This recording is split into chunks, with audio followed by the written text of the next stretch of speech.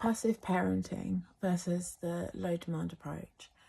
So when it comes to parenting PDAs, a lot of the recommendations, a lot of the guidelines sit around the low demand approach and changing your mindset as a parent, and kind of letting go of all the stereotypical, I guess, the societal expectations, the things that we're told we have to do as parents, the things we're told that our children have to do, the things that that dynamic of the parent very much being in charge and being in control of the relationship, and being very dictating a lot about kind of what happens, what doesn't happen, not needing to explain things, expecting compliance and all of those things. Whereas when you look at a low demand approach, you're switching. It's not just about lowering the demands, but completely changing the dynamic. To have a low demand approach, the parental mindset has to change, because you're moving your positions within the dynamic. Instead of a parent being above and having authority and all of those things, you're sitting kind of alongside each other, a partnership rather than parenting in the traditional sense. That doesn't mean that we don't ever get a say, we don't ever have a voice, we don't ever have our own boundaries. It means that we're working much more together. So the reason why I wanted to talk about the difference between that and passive parenting is because my understanding personally about passive parenting is about kind of not being active in your role as a parent, and letting them kind of not get away with it, because it's not about that, but almost not being an active partner. So where I said it's a partnership, well, I see passive parenting as the parent going from being in a hierarchical position and having authority to almost not having a position. And so it's almost like in passive parenting, the child then has the authority.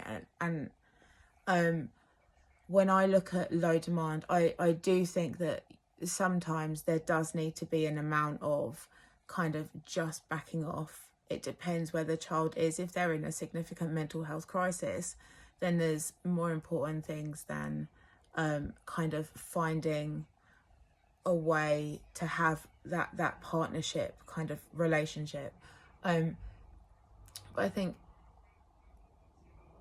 there comes a time where you have to kind of find a way to have balance, I guess. So for me, the difference is in the relationship, in the partnership. It's not that my voice doesn't matter.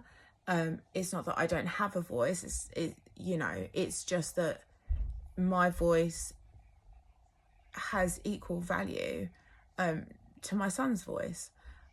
So if I need to do things a certain way, I need to provide a reason. I need to explain to him why that's so important, in a way that is going to be understandable and meaningful to him.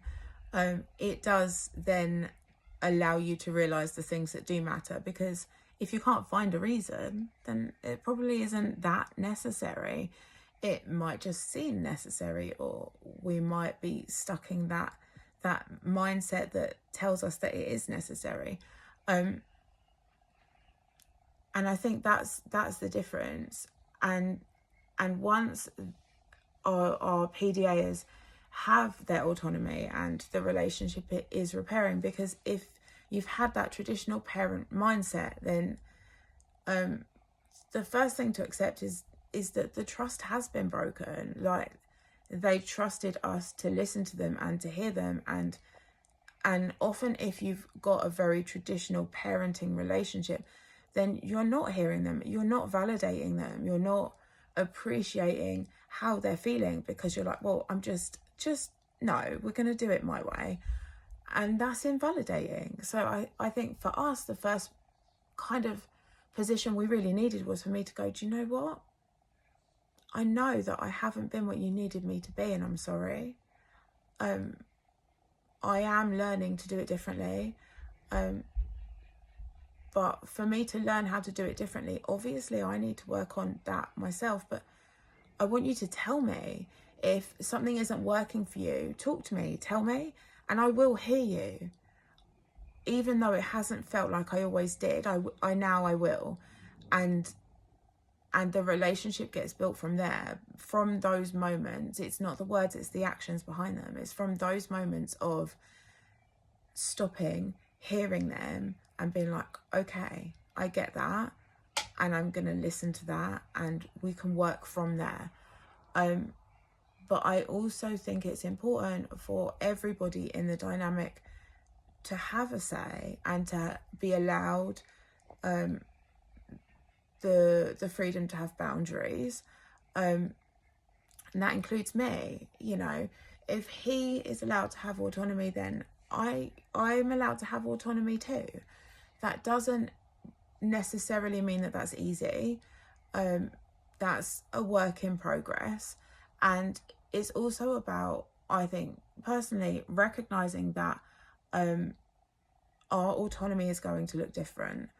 For my son, he's still a child, and he still doesn't have the emotional, doesn't have those same skills that I've learned over all of the years I've been alive, and he's not going to learn them in a second or in a moment. He learns them from me. He learns them from me modeling them. So when I seek autonomy, I need to seek it in a way that he can digest, and that is manageable for him, and that isn't going to leave him feeling like he doesn't have autonomy either. So I don't just get to demand of him like that. But I do think that there's an amount of learning how to maintain my own healthy boundaries within that dynamic. And by doing that, I am teaching him, I'm modeling for him how he can have healthy boundaries, because our children don't just grow up into adults who know how to have healthy boundaries. I didn't know what healthy boundaries look like. I didn't have any. I've had to learn how to do that as an adult. And I'd really like for my son to grow up knowing that, to know that he can just say no. And yes, I would give him a reason, and I would be open to discussions. I would never just say, no, that's not happening. But I would, I'm honest with him about what it is that I need, and I allow him to be honest with me about, firstly, what he needs, and also the impact what I need may have on him. So I really need to go out, right? I'm struggling to be in the house all the time. He's in crisis. That's not where he's at. So I said that I need to go out for a walk. I need to start going out so I can have some fresh air. I can get the dopamine that I need.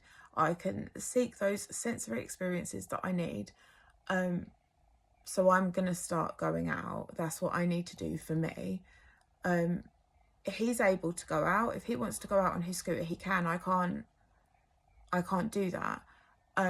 So I said, well, to me, it feels unfair that you're able to go out and have some...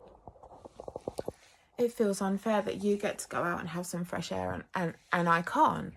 And he said to me, well, you can.